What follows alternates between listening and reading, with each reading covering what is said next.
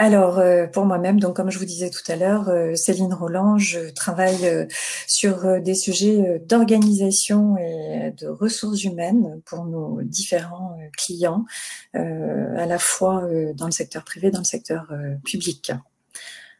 Voilà. Voilà. Et donc, juste pour introduire le sujet, oui, on est un peu perturbé parce qu'en fait, on regarde, pour tout vous dire, le chat sur le côté avec les différentes problématiques techniques. Donc, on attend que tout le monde puisse nous rejoindre, mais ça y est, ça a l'air d'être parti. Donc, voilà. Et le support n'avance pas ou avance trop vite. Alors, le sujet, voilà, donc pour vous dire effectivement pourquoi on a choisi de traiter ce thème avec vous aujourd'hui. Effectivement, on a beaucoup parlé de télétravail, évidemment, l'actualité du confinement, puis cette crise sanitaire qui se poursuit a eu pour conséquence de modifier les habitudes de travail et les modalités de travail. On a souhaité en cette période un petit peu de transition qu'on a appelée zone grise, faire un point avec vous sur l'obligation de santé sécurité au travail pour les salariés et aussi évidemment au niveau des employeurs. Notre objectif, c'est dans tous les cas de vous donner quelques clés sur comment fonctionner à minima dans cette période où ce n'est pas l'État qui impose un télétravail, donc il n'y a pas le cadre d'État, donc ce qui était le cas du confinement, et où un certain nombre d'entreprises n'ont pas encore eu le temps de rédiger des chartes ou des accords. Donc voilà ce que nous souhaitons partager avec vous aujourd'hui. Donc le contexte, Marie va pouvoir vous donner quelques éléments. Voilà, alors pourquoi en parler maintenant encore plus qu'avant et pourquoi chercher à l'encadrer encore plus qu'avant ça va avancer, voilà. Il y a une multitude de raisons. Dans l'idée, c'est qu'on l'a tous vécu. Le confinement a permis de tester ce mode de travail avec en grande ampleur. Et puis, ça a pu montrer en fait que les salariés pouvaient télétravailler. Et en même temps, en parallèle, ce test grandeur nature a permis de soulever différentes problématiques liées au télétravail. Même si on va le voir, le télétravail, finalement, celui qu'on a vécu pendant le confinement est un peu différent de celui qu'on va vous décrire, en tout cas du télétravail habituel. Mais quoi qu'il arrive, c'est vrai que sur la partie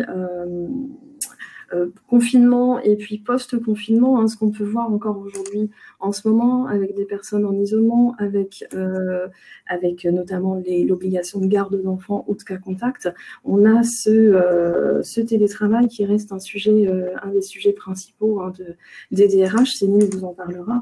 Et puis on sait que à tout moment, certains salariés vont avoir peut-être à s'isoler plus ou moins longtemps. Et donc, on a entendu parler de 3 jours, 7 jours, 5 jours, 14 jours.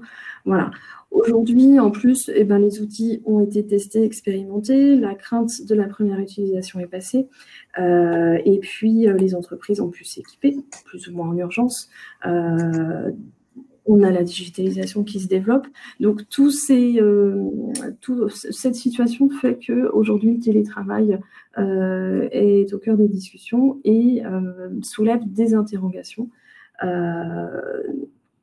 auprès de beaucoup de personnes. Alors, voilà, notre support est un petit peu lent, mais donc première chose, qu'est-ce qu'on constate à l'issue de cette période de confinement et quel est le contexte aujourd'hui? Aujourd'hui, on est dans un contexte où il y a une demande en hausse de la part des salariés. Toutes les enquêtes que l'on a pu voir vont dans ce sens. On a des chiffres qui vont entre 70 et 90% de salariés qui déclarent après avoir expérimenter le télétravail pendant le confinement, souhaiter poursuivre cette pratique de télétravail régulièrement. Donc ça, c'est effectivement le point de vue des salariés. Marie vous disait tout à l'heure un petit regard aussi sur le point de vue des directions des ressources humaines. La diapo va arriver tout de suite. Donc, au niveau des directions des ressources humaines, ce qu'on constate, c'est que là aussi, en fait, la plupart des directions de ressources humaines souhaitent développer en fait de manière pérenne la mise en place du télétravail, tout en ayant conscience que il y a effectivement un bouleversement des pratiques managériales quand on met en place ce type de modalité de travail. Et il y a aussi une conscience que il va y avoir un gain de productivité, parce que c'est ce qu'on constate dans les différentes enquêtes quand le télétravail est mis en place dans de bonnes conditions, que effectivement il y a un gain de productivité généralement. Et puis, ce qu'on constate aussi, c'est que la période de confinement a permis de tester un certain nombre de choses, et ces pratiques en fait ont pu être testées, elles vont pouvoir être réutilisées sur une mise en place cadrée du télétravail. Donc voilà effectivement la diapo qui reprend les différents chiffres. Pour terminer, eh bien, c'est quelque chose.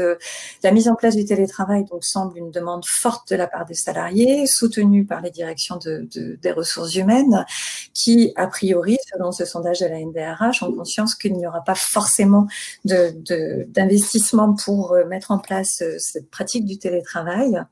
Et on pourrait mettre cette information en parallèle avec un sondage qui a été fait par le Parisien, qui là nous donne un autre point de vue, qui est donc sur la diapo suivante, le point de vue plutôt des chefs d'entreprise. Et là, vous allez le voir, j'espère bientôt. Voilà, que en fait, là, du coup, on a un écart entre le souhait de maintenir une pratique du télétravail de manière régulière des salariés, qui là a été chiffré à 88%, et celui des chefs d'entreprise, qui ici a été chiffré à 26%, même si dans des enquêtes de la CPME, on constate que ce souhait est un petit peu plus important.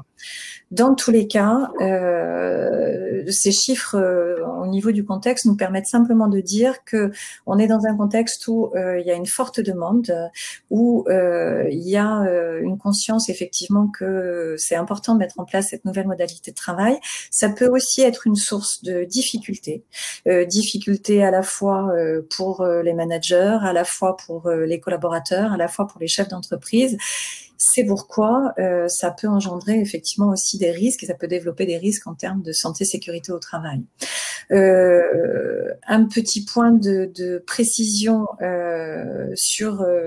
on va revenir sur quelques définitions tout à l'heure pour être sûr qu'on parle tous bien de la même chose. Mais dans tous les cas, il est important d'avoir en tête que la pratique du télétravail en période de confinement et la pratique du télétravail en dehors de la période du confinement, c'est deux choses différentes, même si les deux sont bien encadrées par les lois Macron quand elles ont été effectivement promulguées. Le premier point important, c'est qu'en situation exceptionnelle, comme on l'a vécu au niveau du confinement, il faut avoir conscience que c'était une situation qui était subie, une obligation. Alors que de manière générale, effectivement, un télétravail standard est vraiment sur la base du volontariat et c'est inscrit dans la loi.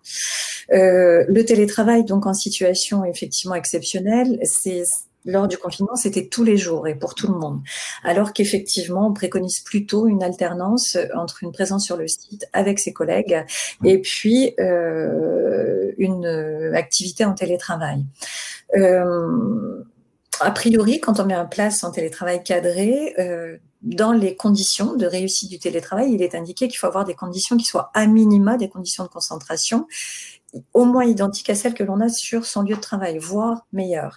Évidemment, pendant le confinement, pour beaucoup de gens, ça n'a pas été le cas du fait de la présence des enfants, des conjoints, etc. Donc, pour terminer, le dernier point, c'est que quand on met en place le télétravail et qu'on l'accompagne, il y a une toute première partie qui est de former à la fois les managers et à la fois les collaborateurs.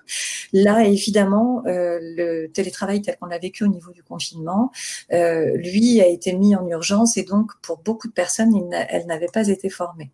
Donc, tous ces points-là qu'on a pu voir effectivement sur la période du confinement ont pu générer un certain nombre de difficultés et un certain nombre de risques, mais le télétravail en lui-même, effectivement, peut engendrer des risques en termes de santé et sécurité au travail. C'est pourquoi il nous semble important de cadrer effectivement cette pratique. Alors, Sur les définitions, une première chose, là aussi, le télétravail, en fait, télé, ça veut dire à distance. Donc, quand on parle de télétravail, c'est travailler à distance. Il y a plusieurs réalités.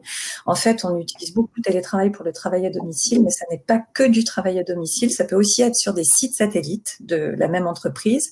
Ça peut être dans des lieux, en fait, de coworking, par exemple, donc des tiers-lieux.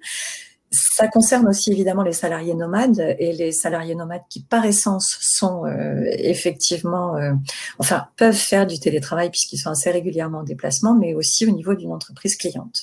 Donc, voilà les différentes réalités du télétravail et je laisse la parole à Marie pour repréciser du point de vue juridique ce qu'est le télétravail. Voilà, je vais vous décrire le télétravail et puis comme ça des axes principaux. Hein, je vais vous parler juste après de en quoi ça consiste, hein, l'obligation de santé et sécurité des employeurs. Alors d'abord, le télétravail, ce qui est inscrit dans la loi, on a vraiment 3 caractéristiques. Et il faut retrouver ces 3 caractéristiques pour qu'on soit dans le cadre légal du télétravail. La première, c'est le fait d'utiliser des technologies de l'information et de la communication. C'est pour ça que tout le travail qui peut être fait à domicile n'est pas forcément du télétravail. Il faut bien que ce soit avec des outils de connexion à distance. Parce qu'on a pu connaître du travail à la tâche ou autre, ça n'était pas du télétravail. Il faut en deuxième lieu que ce soit en dehors des locaux de l'entreprise, puisque une fois qu'on est dans l'entreprise, on n'est plus sur un mode télétravail, mais un mode de travail habituel, on va dire. Et pour autant, c'est en dehors des locaux de l'entreprise, mais il faut que ça concerne des tâches et un travail qui auraient pu s'effectuer à l'intérieur de l'entreprise. Donc c'est bien ces 3 critères-là qu'on va regarder. Et si vous voulez regarder la définition exacte, hein, qui est prévue dans le Code du travail, on retrouve ces 3 caractéristiques. Hein, c'est bien toute forme d'organisation du travail. Donc, peu importe la forme, qu'on soit sur un jour, quelques heures par semaine, un jour par mois, etc. Mais c'est un travail qui aurait pu être exécuté dans les locaux de l'employeur, mais pour autant qui est effectué en dehors de ces locaux. On ne parle pas d'habitation, c'est pour ça que Céline vous disait, hein, il y a différents lieux possibles pour le télétravail, mais on est en dehors des locaux habituels de l'entreprise. Et puis, un point qu'on verra également tout à l'heure, il faut bien que ce soit de façon volontaire, et ça c'est bien inscrit dans la loi. Et enfin, la troisième caractéristique qu'on avait vue, c'est l'utilisation des technologies de l'information et de la communication. On retrouve bien nos 3 caractéristiques. Et puis, pour faire le parallèle un peu et pour savoir comment on peut remplir notre obligation de santé et sécurité dans le cadre du télétravail, ce qui est important de connaître par rapport à l'obligation de santé et sécurité de l'employeur, je vous ai mis une obligation de résultat point d'interrogation, puisqu'en fait, elle est un peu atténuée, mais quand même. Dans l'idée, c'est que dans les textes, hein, on doit prendre l'ensemble des mesures nécessaires pour assurer la sécurité et protéger la santé de ses salariés. On est bien sur la santé physique et mentale de ses salariés, on a bien ces 2 facettes.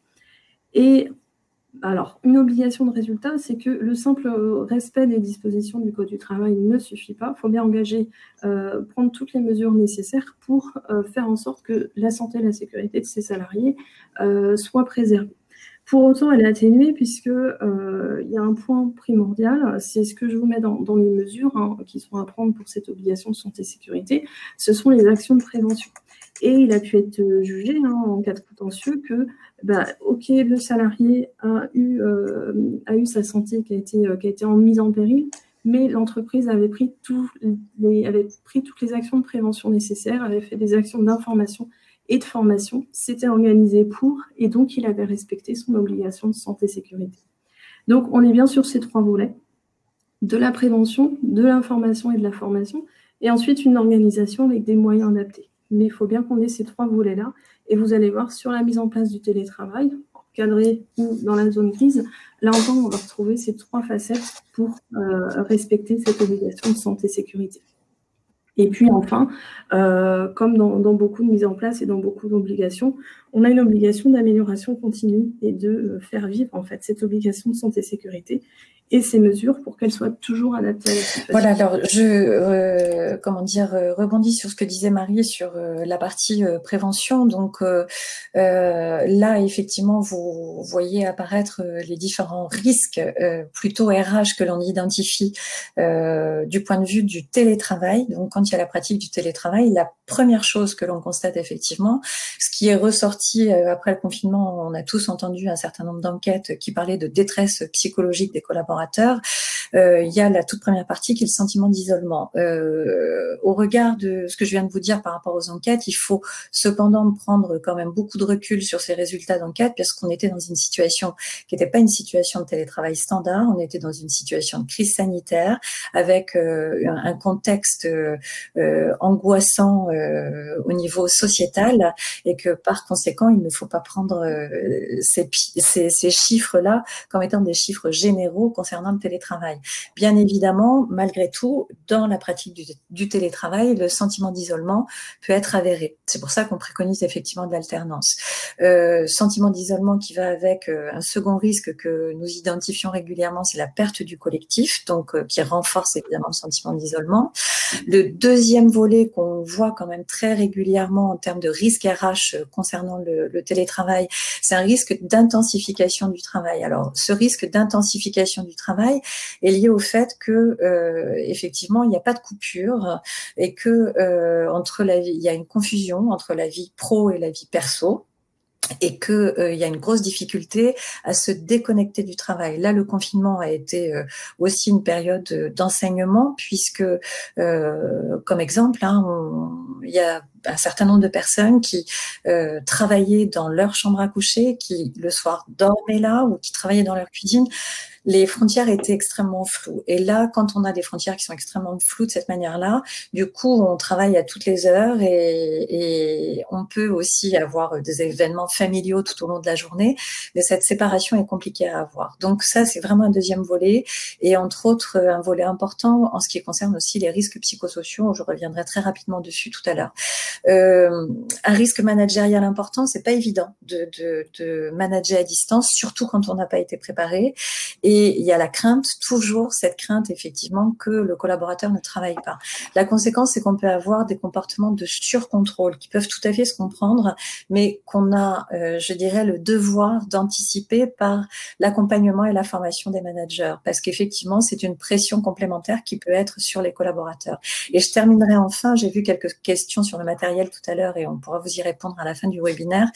La dernière chose, c'est l'adaptation du matériel, et entre autres tout ce qui concerne les troubles musculo-squelettiques, donc sur la position de travail, etc. Je rebondirai sur ce que vous a dit Marie tout à l'heure sur la prévention. C'est vraiment prioritaire. On en reparlera à plusieurs reprises. Je me répéterai, Marie le répétera, mais effectivement, la prévention est extrêmement importante sur ces différents sujets. Voilà, je laisse... non, un petit point, pardon, sur les risques psychosociaux. Donc, simplement pour vous dire, là, vous avez un petit extrait des facteurs de risque psychosociaux selon l'INRS. Et en fait, dans les facteurs de risque, nous avons l'intensité et la complexité du travail. Donc là, ça peut être, en cas de télétravail, complexité aussi parce qu'on est à distance, qu'on n'a pas forcément ses collègues à côté. Donc, le télétravail peut le développer. Une faible autonomie au travail, je le mets en lien avec le surcontrôle de tout à l'heure, c'est-à-dire est-ce que je suis autonome ou pas. Et c'est aussi un point extrêmement important à vérifier avant de proposer le télétravail à un certain nombre de personnes, parce que d'une part, ils seront pas forcément en capacité de travailler, et d'autre part, on va les mettre en risque aussi s'ils ne sont pas suffisamment autonomes sur leur poste de travail. Ça peut entraîner des rapports sociaux dégradés. Là aussi, la période du confinement nous a enseigné que quand il y avait des difficultés relationnelles, le télétravail pouvait avoir tendance à les accentuer. Donc, il y a un certain nombre d'accompagnements chez nos clients qui ont pu effectivement, où on a pu intervenir à l'issue du confinement, à la suite effectivement de difficultés relationnelles qui s'étaient accentuées après le télétravail. Et puis après, il y a les conflits de valeurs, etc. Donc, le télétravail peut effectivement engendrer différents risques RH, dont des risques psychosociaux. Les risques juridiques, Marie, je vous donne des éléments. Voilà. Différents risques juridiques, je vais pas les traiter en profondeur, mais c'est surtout l'idée de les citer, puisque après on va les traiter pour savoir quelles mesures prendre. Mais dans l'idée, alors ce sont des risques qu'on va retrouver dans le cadre du télétravail, qu'ils soient encadrés ou pas. Mais pour autant, s'il n'est pas encadré, ces risques seront forcément plus importants et ils seront beaucoup plus difficiles, enfin, ce sera plus difficile de se décharger d'une responsabilité à ce sujet. Ça va concerner, et ça on va en reparler, l'égalité de traitement entre les salariés. Si on n'a pas de cadre, le risque est important. La même chose, comment prouver l'accident du travail à domicile. Si on n'a pas encadré le télétravail, c'est plus compliqué. De même pour le temps de travail et l'évaluation de la charge de travail. Là-dessus, on va y revenir particulièrement. Et puis, 4 autres risques également qui nécessitent, qui va vous pousser à encadrer assez rapidement le télétravail. C'est la notion de surveillance. Si on utilise un outil informatique pour surveiller le salarié, notamment par exemple pour décompter son temps de travail ou pour savoir ce qu'il peut faire à distance, il faut toujours avoir en tête le règlement général de la protection des données qui existe, qui cadre les choses et qui doit toujours, qui nous impose en fait de prendre des mesures toujours proportionnées par rapport au but recherché. J'ai vu qu'il y avait des questions dans le chat sur les frais, et c'est vrai que il faut écrire la politique d'indemnisation des frais, sinon c'est forcément un risque de litige. C'est quelque chose qui ressort régulièrement. Et puis, 2 autres risques également, on ne rentre pas dans les détails, mais l'usage de l'équipement informatique, la notion de confidentialité des données qui vont être traitées est également importante. C'est important de la réglementer. Et puis enfin, et là aussi, j'ai vu un message passer sur le chat à ce sujet, notamment l'assurance dommage habitation, mais pas que, mais le fait qu'un salarié travaille à son domicile, c'est important de s'assurer qu'en termes d'assurance, tout est bien prévu également sur ce sujet. Donc c'est vrai que c'est 8 risques juridiques qui existent dans tous les cas et idéalement qu'il faut encadrer. Et même si on n'a pas encore le cadre définitif, on a tout un tas de mesures à prendre en amont pour essayer de sécuriser. Dans la suite, là, on va répondre à un certain nombre de vos questions, entre autres comment maîtriser la prévention, les indemnités, etc., sur les préconisations qu'on vous donne. Dans tous les cas, actuellement, c'est donc une zone grise parce que pour un certain nombre d'entreprises, il n'y a pas de cadre défini. On n'est pas en période de confinement, donc l'État n'a pas donné de cadre. Des chartes ou des accords n'ont pas forcément été signés. En parallèle, on a une augmentation effectivement de la demande. Donc évidemment, quand on cumule ces 2 points-là, on peut avoir une augmentation des risques. Donc, pour répondre à vos différentes questions, comment encadrer un minimal la pratique du télétravail et remplir effectivement les obligations de l'employeur? La toute première chose que l'on peut vous dire, c'est que la première prévention, c'est l'échange et la réflexion. Et donc, c'est pourquoi, même en cette période de transition, s'il n'y a pas forcément de cadre qui a été élaboré, il est extrêmement important de pouvoir échanger à la fois avec vos collaborateurs et avec vos managers. On a la chance, entre guillemets, de pouvoir s'appuyer sur un retour d'expérience pendant la période du confinement, même si c'est un télétravail qui est différent. Et grâce à ce retour d'expérience, on a la possibilité de bien identifier en fait les besoins que l'on a en termes de télétravail au sein de chacune des entreprises et de pouvoir bénéficier de retours d'expérience nous donnant des éléments de bonnes pratiques et de choses à ne pas faire. Ça permet aussi, puisqu'on vous encouragera fortement à par la suite mettre en place un cadre pour le télétravail, donc soit une charte, soit un accord, mais ça on vous en reparlera tout à l'heure. Dans tous les cas, cette première réflexion que vous allez faire maintenant pour cette période grise, vous pourrez évidemment la poursuivre et vous baser dessus pour entamer un travail de de rédaction de charte ou d'encadrement de la pratique du télétravail. Donc première chose extrêmement importante, réflexion, retour d'expérience. N'oubliez pas, ce cap-là, ne passez pas directement à la solution. Sinon, vous risquez de donner de mauvaises réponses à des problèmes ou à des besoins que vous n'avez pas réellement. Voilà, c'est vrai que c'est une étape primordiale et incontournable. Et une fois que cette réflexion est entamée, eh ben, c'est vrai que les points d'attention à vérifier ressortent tout particulièrement. Et à l'issue de la réflexion, en fait, notamment pour se préserver par rapport à un risque d'inégalité de traitement, en fait, la réflexion va faire ressortir notamment les tâches éligibles. Alors, je parle plutôt de tâches éligibles plutôt que de postes éligibles, puisque au sein d'un même poste, on va avoir certaines tâches qui pourront être effectuées en télétravail et d'autres non. Donc, c'est important de les faire ressortir toujours sur cet axe de traitement égalitaire, en fait. L'encadrement, il va se réfléchir aussi en recherchant en fait des conditions objectives d'accès au télétravail. Et qui dit conditions objectives, dit des conditions écrites. Plus on va les formuler et plus ce sera clair et transparent pour les salariés. On peut mettre une condition d'ancienneté, on peut mettre une condition, une exigence par exemple minimale de présence au sein d'une équipe. Voilà, il y a tout un tas de conditions objectives, vérifiables, mesurables, qui peuvent être retenues. Et puis, une démarche claire et transparente, plus on annonce la démarche, plus on donne le cadre, plus on dit nos limites, qu'est-ce qu'on acceptera, qu'est-ce qu'on n'acceptera pas, dans le cadre toujours de cette réflexion préalable, et plus l'égalité de traitement sera satisfaite, en fait.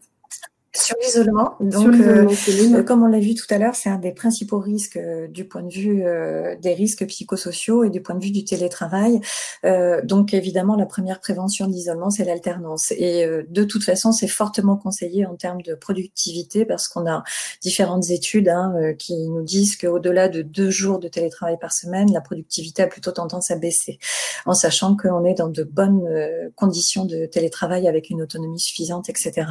Donc, la première prévention, effectivement, ça va être l'alternance. Ensuite, évidemment, le management.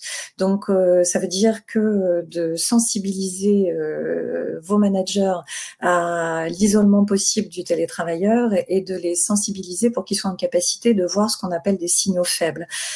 Quelqu'un qui, du coup, participe moins ou participe peu lors de réunions, quelqu'un qui a une tendance, effectivement, à s'éloigner ou que l'on sent peut-être moins impliqué, effectivement, là, dans ces cas-là, ça peut être intéressant. Enfin, il est important que le manager soit en capacité de se rendre compte de ces différents signaux faibles, là encore, pour faire de la prévention. Et faire de la prévention, eh bien, ça veut dire évidemment, donc je reviens sur l'alternance, mais aussi de créer, de maintenir des liens avec l'équipe de manière générale. Donc tout ce qu'on appelle les rituels managériaux sont extrêmement importants et sont importants à maintenir pendant toute cette période de télétravail, même quand il y a une alternance. Donc maintenir le collectif. Le droit à la déconnexion. Voilà, la déconnexion, alors on sait que c'est un sujet sensible, c'est un sujet qui ressort régulièrement dans les tuyaux, dans le cas du télétravail ou pas, dans tous les cas. Ce qui est important en zone grise, avant d'avoir vraiment cadré et décrit les conditions d'accès et d'utilisation du télétravail, c'est vrai que c'est important de commencer déjà une démarche de sensibilisation. Alors, on reste sur cette notion générale de prévention, on prend les devants notamment sur ce risque-là, de droit ou d'obligation à la déconnexion. Les deux peuvent s'entendre, ça dépend de quel côté on est. Mais il faut sensibiliser les équipes et plus particulièrement les télétravailleurs à ce droit à la déconnexion. Il faut mettre en place des actions de formation. L'un ne va pas sans l'autre. Et là encore, l'approche managériale est importante. C'est important de solliciter les managers, de leur demander d'être exemplaires sur cette déconnexion, de ne pas, eux, envoyer des mails à toute heure du jour ou de la nuit parce qu'eux travaillent et parce qu'ils ont un accès à leur domicile à un outil professionnel. Ça peut passer, et en parallèle de la discussion sur le télétravail, ça peut passer par la rédaction d'une charte de droit à la déconnexion. C'est même obligatoire pour les plus 50 salariés. Et on peut s'appuyer sur cette charte ensuite pour parler du télétravail, pour éventuellement faire des contrôles, voire sanctionner si on associe la charte au règlement intérieur. Donc ça, c'est une autre étape Mais en tout cas, ce droit à la déconnexion, c'est important d'y réfléchir, même en amont, même avant la rédaction d'un cadre. Alors, autre point d'attention incontournable, j'ai vu qu'il y avait différents messages sur le chat concernant cette partie-là, c'est évidemment comment on évalue le temps de travail et la charge de travail. Ça, c'est une grande question.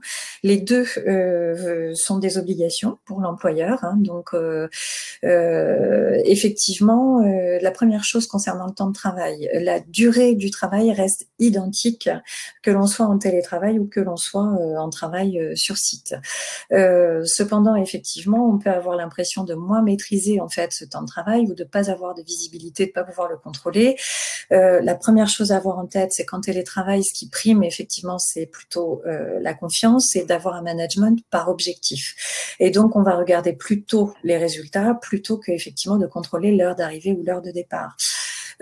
Ceci dit, il est très important de pouvoir définir, quand il y a des pratiques de télétravail, des horaires où les collaborateurs vont pouvoir être joints. Et les managers aussi d'ailleurs, hein, parce que les uns comme les autres ont des risques psychosociaux concernant le télétravail et concernant le travail de manière générale. Et de définir ces horaires durant lesquels les salariés peuvent être joints, ça permet aussi de cadrer un certain nombre d'échanges et de pouvoir travailler sur un certain nombre de tâches en dehors de ces périodes-là. Rappeler le droit à la déconnexion, donc sur le temps de travail en termes de prévention, il y a effectivement, ce sont des messages à faire passer par les managers, par des documents d'information que vous pouvez transmettre à tous les collaborateurs qui font du télétravail. Et enfin, vous avez la possibilité de proposer en fait un document de suivi, simplement un fichier Excel, où les collaborateurs vont pouvoir rentrer leur temps de travail. Hein. Si vous n'avez pas de logiciel de gestion des temps, simplement un outil de suivi peut effectivement être intéressant pour évaluer ce temps de travail. La charge de travail, donc ce qui est important là aussi, la charge de travail est souvent en cause aussi hein, dans les risques psychosociaux et dans les risques en termes de santé et sécurité au travail. L'employeur se doit de l'évaluer et régulièrement d'en discuter pour l'ajuster. Il faut bien avoir en tête que quand on parle de charge de travail, il y a la charge prescrite, c'est-à-dire celle qui est en lien avec la demande de l'entreprise en termes de travail. Il y a la charge réelle, c'est-à-dire ce qu'on pourrait concrètement effectivement évaluer. Combien de temps on met pour faire ceci et combien de tâches on a à réaliser. Ensuite, il y a ce qu'on appelle la charge subjective. Là, c'est le sentiment de charge de travail que l'on a. Sur ce point-là, il est très important d'avoir en tête que on est tous différents par rapport à la charge de travail et que certains collaborateurs avec la même charge de travail peuvent se sentir submergés ou au contraire s'ennuyer. Alors évidemment, je caricature un peu hein, en allant dans ces deux sens-là. Dans tous les cas, ce qui est extrêmement important, c'est de proposer un suivi. Et là encore, le manager est au cœur du dispositif. Ça veut dire que cette évaluation de la charge de travail doit faire l'objet d'échanges réguliers entre le collaborateur et le manager. Donc à la fois sur les faits, mais aussi sur le sentiment. Il ne faut pas ignorer cette dimension de sentiment puisqu'elle est extrêmement importante en termes de prévention sur les risques psychosociaux.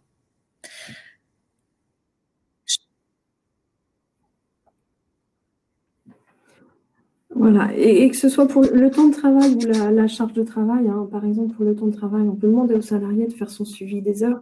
C'est important qu'il y ait un échange avec l'employeur sur ce sujet, qu'il y ait un contrôle et qu'on puisse intervenir assez rapidement en cas de dérive, une dérive de charge de travail d'un côté, une dérive de temps de travail de l'autre. Peu importe l'important, c'est vrai que c'est cet échange. Et on peut très bien cadrer le temps de travail et préciser que dans le cas du télétravail ou alors dans tout contexte de travail, télétravail ou pas, qu'on puisse dire que les heures supplémentaires, elles ne peuvent être faites, par exemple, que sur autorisation préalable de l'employeur. Ça permet de cadrer un petit peu les choses et puis d'éviter les dérives et d'éviter de se dire, après coup, finalement, le télétravail n'est pas une bonne solution. Au contraire, ça aurait pu être une bonne solution. C'est peut-être plus le cadre qui est adapté sur le temps de travail, sur la charge de travail ou sur d'autres éléments. Voilà, c'était mon petit complément.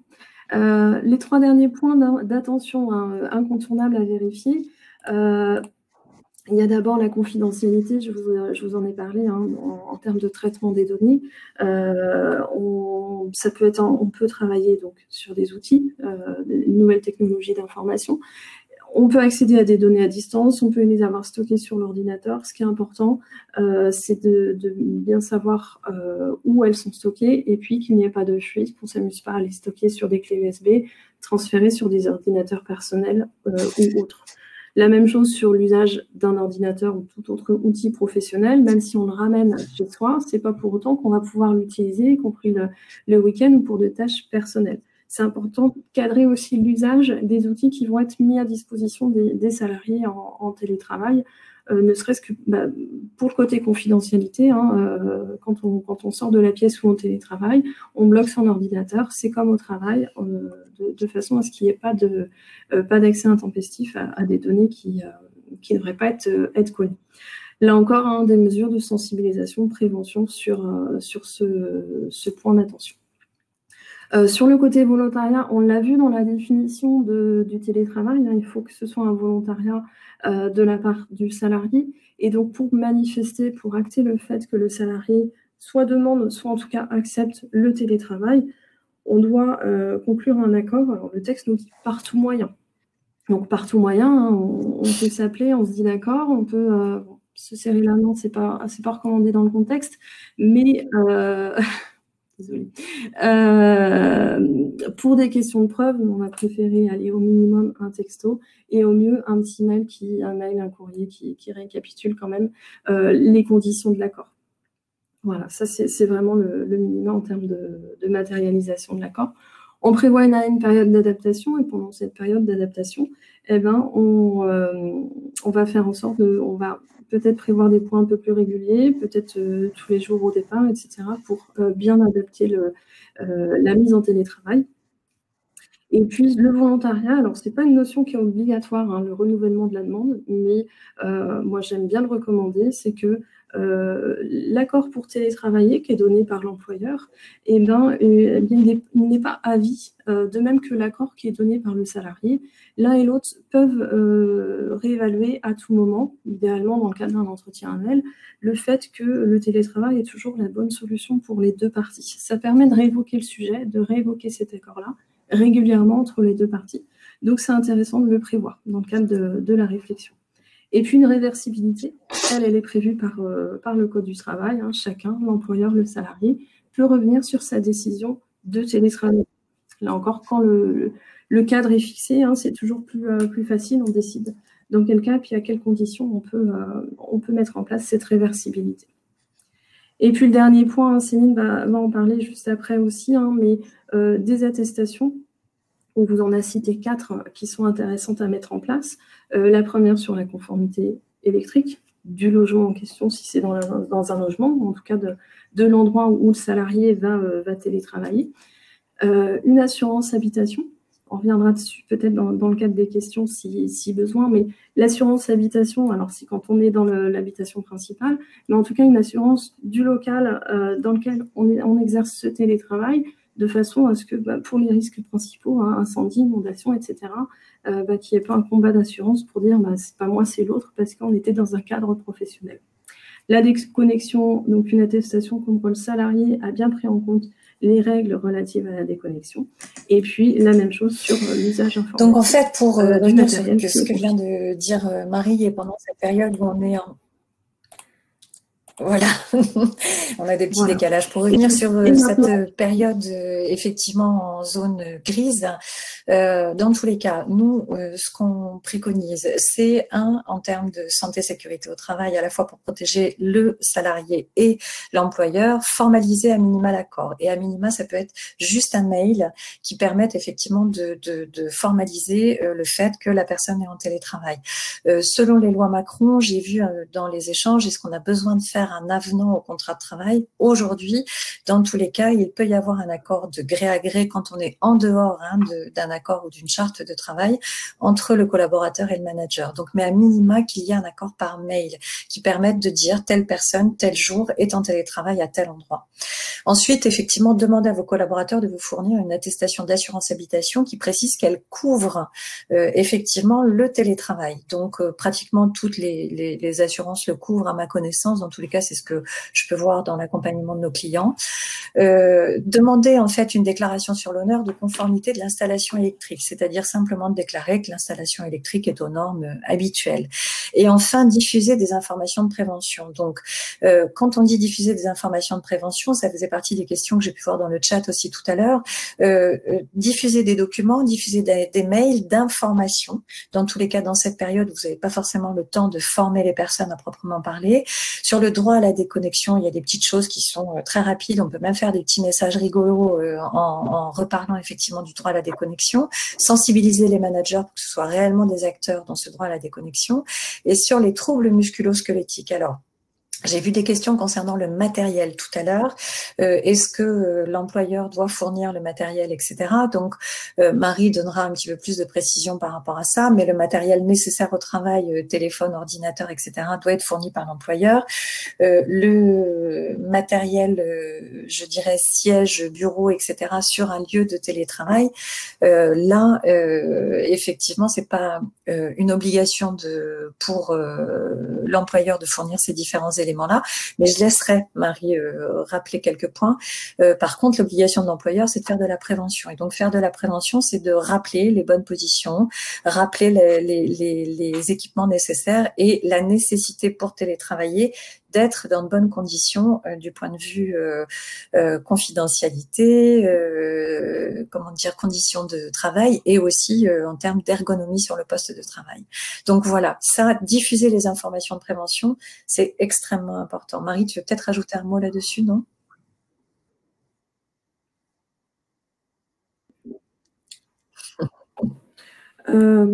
Non, je te suis entièrement sur ce que tu as mis. On va essayer de vous décrire rapidement les démarches et puis de se garder une minute. Voilà, ce qui est important effectivement sur la partie télétravail pour que la démarche de télétravail soit réussie.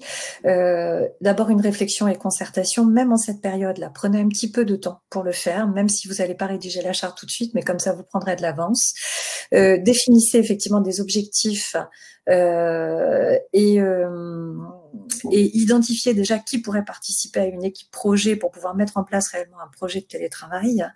Expérimenter, donc il y a la période de confinement qui nous a permis d'expérimenter des éléments, mais effectivement on n'était pas dans une période de télétravail standard. Par contre, la période actuelle peut effectivement s'assimiler plus à une période de télétravail standard, même si là encore dans les zones d'alerte renforcée, les gens peuvent être en télétravail pendant toute la semaine. Mais dans tous les cas, appuyez-vous sur l'expérimentation, donnez-vous le droit régulièrement d'évaluer la pratique du télétravail. Ça, c'est extrêmement important, et de regarder l'expérimentation et ensuite lancer le projet de télétravail. Donc, quand on se questionne sur mettre en place une démarche de télétravail, il n'est pas forcément nécessaire de prendre des outils hyper compliqués.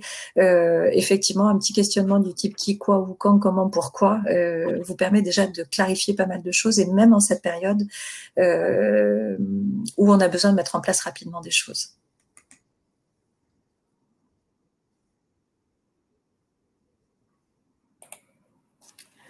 Voilà. Et donc, pour mettre en place ce télétravail, alors on évoquait essentiellement la zone grise et les risques qui allaient avec. Mais c'est vrai que c'est important d'envisager très rapidement le formalisme, une formalisation de cette situation. Le télétravail, il se matérialise sous différentes formes. On peut choisir une charte, un accord, une clause. Tout dépend de notre effectif, de la présence ou pas de délégués syndicaux, de représentants du personnel. Tout dépend de la maturité du projet, des objectifs aussi de la direction, pour savoir avec qui on discute, comment on matérialise une demande, une acceptation, un refus. Et c'est vrai que ce soit Céline et moi, quand on accompagne nos clients, mais nous prenons en charge la rédaction de l'ensemble des formalités, avec les choix qui vont avec, on vous les suggère ou on vous les recommande, et puis l'ensemble de la documentation, du type un autodiagnostic pour que le salarié puisse savoir s'il peut rentrer ou pas dans un contexte télétravail, les différentes attestations à fournir. Voilà, ce sont des rédactions qui peuvent se proposer dans le cadre de la formalisation. Excusez-moi, j'étais en train de regarder vos questions. Donc, la partie, comment dire, managériale, donc comme on l'a vu en termes de prévention de santé et sécurité au travail, les managers sont au cœur de cette prévention. Et donc, il est extrêmement important de pouvoir travailler avec eux, à la fois sur la vision que l'on a du télétravail et donc la responsabilisation des collaborateurs, la capacité à être suffisamment autonome ou pas, et donc la capacité à pouvoir travailler seul, sans accompagnement de la part de ses collègues ou de la part de son manager. Donc, le manager est aussi très important dans le dispositif du collectif, et donc pour éviter l'isolement et pour accompagner effectivement la pratique du télétravail de manière générale. Donc, les managers doivent impérativement être embarqués avec vous sur tous ces sujets de santé, sécurité au travail de manière générale, mais plus particulièrement sur la dimension effectivement de télétravail. Voilà.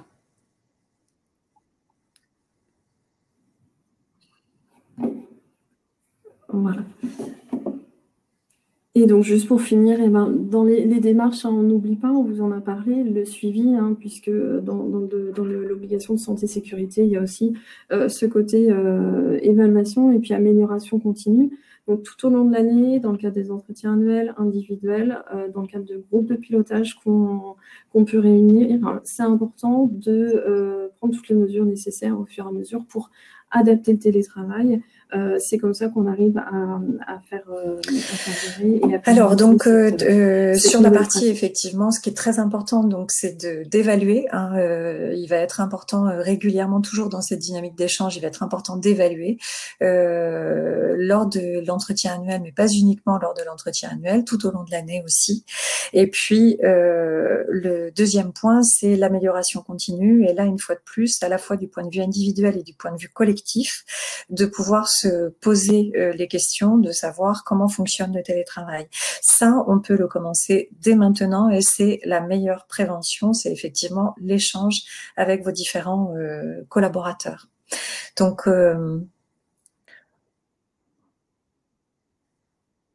oui.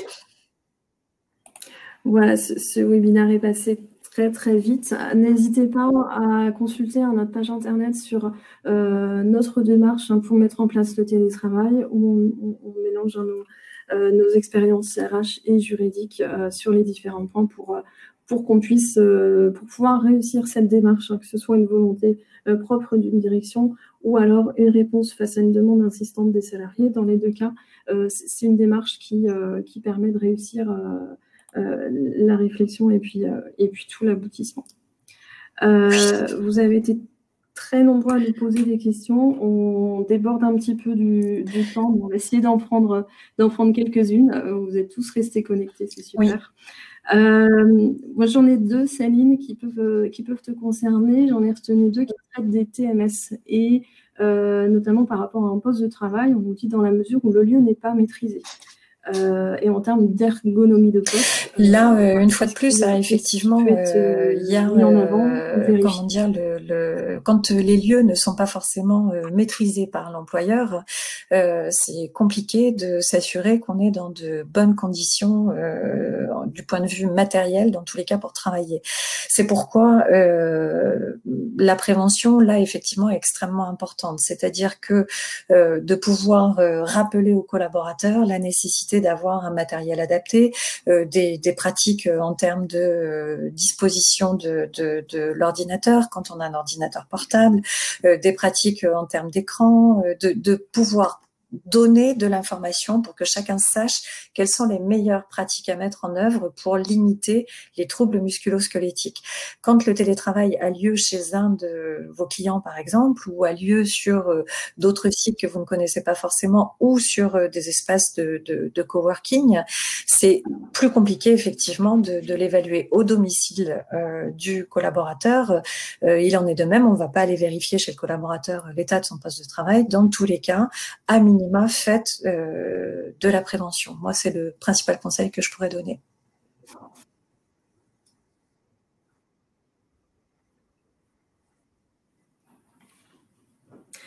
Voilà, une autre question, alors qui parlait de, en termes d'égalité de traitement, hein, une personne qui a un accord qu'elle juge très restrictif, puisque les temps partiels ne peuvent prétendre accéder au télétravail dans cet accord, hein, je ne dis pas que c'est dans les textes, et c'est dans le cadre d'une démarche de temps de travail. Est-ce qu'il y a un cadre juridique qui obligerait l'entreprise à ne pas faire de discrimination? Alors là, tout dépend du mode de télétravail qui a été mis en place, mais s'il y a une exigence qui a été mise dans l'accord d'une certaine présence des salariés, un temps de présence minimum dans l'entreprise en proportion par rapport au temps de présence en télétravail, déjà le temps partiel fait que ce temps de présence en entreprise est diminué. Donc, tout dépend de cet accord, hein, et de l'équilibre, mais ce n'est pas forcément discriminatoire que d'exclure les temps partiels, notamment si on est sur un temps partagé entre du télétravail et du Il y avait aussi les questions entreprise. sur les frais, Marie. Il y a beaucoup de questions sur est-ce qu'on doit indemniser les indemnités, est-ce que c'est obligatoire ou pas, donc peut-être un point là-dessus. Voilà. Alors, l'indemnité au niveau des frais qui seraient engagés, alors oui, il y a une obligation générale pour l'employeur de prendre en charge des frais qui seraient engagés à titre professionnel par le salarié. Par contre, le fait, encore faut-il que le salarié, quand il est à son domicile, il engage des frais supplémentaires par rapport au fait de se déplacer en entreprise. Ce qui n'est pas souvent le cas, hein. On a aujourd'hui beaucoup de connexions Internet qui sont illimitées. À moins de prouver qu'on est obligé de souscrire à une connexion Internet de plus grande ampleur pour son travail, il n'y a pas forcément de supplément. De même sur l'électricité, alors on va nous dire oui, il y a le chauffage, mais il y a aussi en parallèle l'économie de trajet, de coûts de déplacement pour le salarié. Donc encore faut-il qu'il y ait un coût supplémentaire pour le salarié.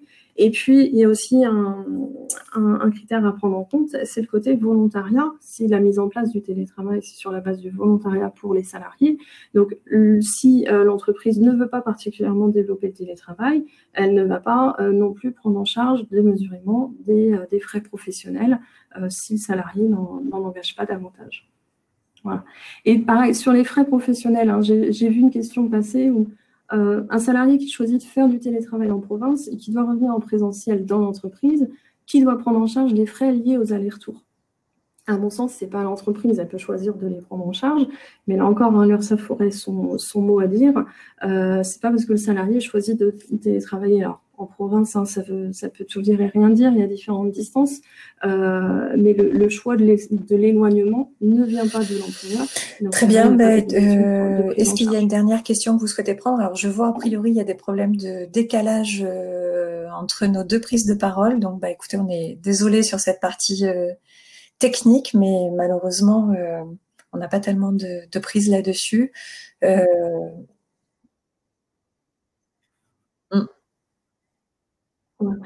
Oui. Dernier petit point sur l'assurance habitation. Manuela me dit qu'il y a eu beaucoup de questions sur le sujet. J'ai plus en tête les questions exactes, mais dans l'idée, l'important par rapport à l'assurance habitation, c'est de s'assurer que notre assurance habitation ne nous interdit pas de faire dans notre habitation, de l'utiliser à usage professionnel. Alors, dans certains cas, on ne nous interdit pas cet usage professionnel, on nous interdit simplement, par exemple, de recevoir des clients ou des personnes chez soi à titre professionnel. Pour d'autres, ça va être un peu plus restrictif. Ce qui est important, c'est de faire cette démarche en tant que salarié auprès de son assurance pour savoir si, un, on est couvert ou deux, on est exclu de couverture sur ce sujet-là. C'est vraiment sur le côté, c'est ce que couvre notre assurance habitation, hein, c'est incendie, inondation, voilà, tout ce qui peut arriver au sein d'une habitation. Après, parce que ça peut être l'ordinateur professionnel qui aura pu déclencher Alors, je vois, Elisabeth, il y avait une question qui était sur l'équité. Du coup, c'est très, très haut dans le fil. Est-ce que vous pourriez reposer votre question, s'il vous plaît? Voilà. Et donc, en attendant, je prends celle de Manuela, qui me dit « L'employeur peut-il conclure un accord pour un salarié et refuser le télétravail pour un autre salarié d'une fonction similaire ?» Pourquoi pas? Parce qu'il n'y a pas que les fonctions qui peuvent mettre un critère de sélection. On peut mettre un critère en termes d'ancienneté dans l'entreprise. On peut mettre un critère en termes d'autonomie, un critère en termes de quantité de personnes au sein d'une même équipe. Dans ce cas-là, on va privilégier l'alternance au sein d'une même équipe. Mais voilà, ça peut être d'autres critères. C'est important de préciser que quand on détermine les missions qui sont télétravaillables, il y a plusieurs critères d'éligibilité qu'on regarde. Et dans les critères d'éligibilité, il y a effectivement est-ce que la mission peut être faite en dehors du lieu de travail, mais il y a évidemment des notions d'autonomie qui sont extrêmement importantes, à la fois pour la réalisation du travail, mais aussi et fortement pour aussi le collaborateur et ne pas le mettre en difficulté. Donc, je reviens là-dessus parce que, par exemple, souvent, dans les accords et les chartes de télétravail, par exemple, les apprentis ou les alternants peuvent être exclus de cette partie télétravail parce qu'on considère qu'ils ont besoin d'un accompagnement et d'être effectivement avec un tuteur pour être en capacité de travailler. Donc, ce critère, effectivement, d'autonomie est un critère important. Il peut y avoir d'autres critères qui sont déterminés pour dire si une mission est éligible ou un poste est éligible ou non. Alors, la question d'Elisabeth, c'était l'employeur peut-il conclure un accord avec un salarié et refuser le télétravail pour un autre salarié d'une fonction similaire? Manuela?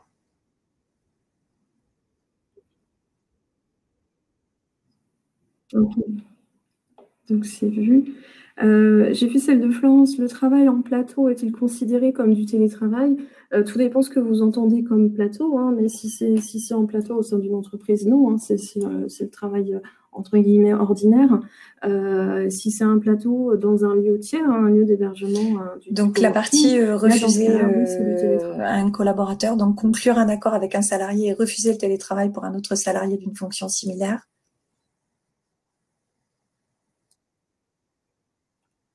Oh, pardon. Alors, je l'avais traité, je vais la relire. Non, c'est bon. Alors, tout dépend, ça dépend. Ouais, c'est pas une question forcément qu'une question de tâche, ça peut être une question d'ancienneté, d'autonomie. Voilà.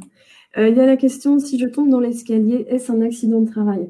Alors en fait, si le télétravail est bien cadré, d'où l'importance toujours de le cadrer, il y a une présomption d'accident du travail, donc une notion de professionnel, si le travail a bien été encadré et que justement on sait qu'à ce moment-là, au moment où s'est passé l'accident, vous étiez censé être en télétravail. Et dans ce cas-là, ça passe en accident de travail, éventuellement avec une contestation si nécessaire. Peut-on subordonner le télétravail au fait que le salarié ait un endroit séparé au calme pour travailler? Oui, effectivement.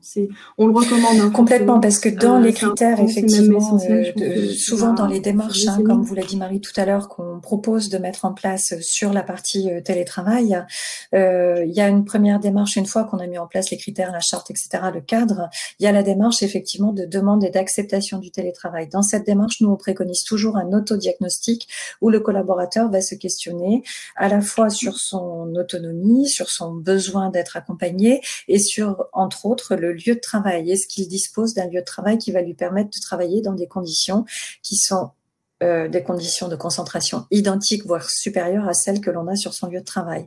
Donc là, effectivement, ça fait partie des questionnements qu'on peut se poser et ce sont des points que l'on doit impérativement aborder. Le télétravail, c'est travailler dans un autre endroit, mais il faut être dans des conditions de travail qui sont des conditions de travail équivalentes au travail, voire meilleures, au travail, puisque c'est une des motivations des télétravailleurs, c'est d'avoir une meilleure concentration. C'est ce qu'on constate dans pas mal de sondages. Donc voilà, c'est effectivement un point qui doit être abordé impérativement. C'est le lieu de travail et surtout que on parlait de risque là et à nouveau en termes de risque, un collaborateur qui n'est pas dans de bonnes conditions pour travailler, de concentration, on le met là aussi lui dans une complexité de travail et de charge de travail qui peut déclencher des risques importants. Donc oui, c'est du devoir de l'employeur de vérifier cette partie-là. Pas quand il y a toute la famille autour, dans l'idéal, sauf en période de confinement, mais il y a beaucoup de gens qui l'ont vécu et on a vu des résultats. Oui. Voilà. Oui, on va clôturer. Merci à vous tous. On va clôturer là. Vous êtes encore nombreux à être restés jusqu'au bout et même après l'heure. Donc merci à tous de votre attention. N'hésitez pas à nous consulter, revenir vers nous si vous avez des questions. Revisionnez le webinaire en replay si besoin, s'il y a des petites coupures son ou informatiques. Et puis, vous aurez à disposition aussi le support qu'on a pu vous projeter. Connectez-vous dans quelques minutes, quelques heures sur le même lien et vous pourrez le télécharger. Merci à tous. Merci à tous. Bonne fin de journée. Et bonne expérience de télétravail. Au revoir.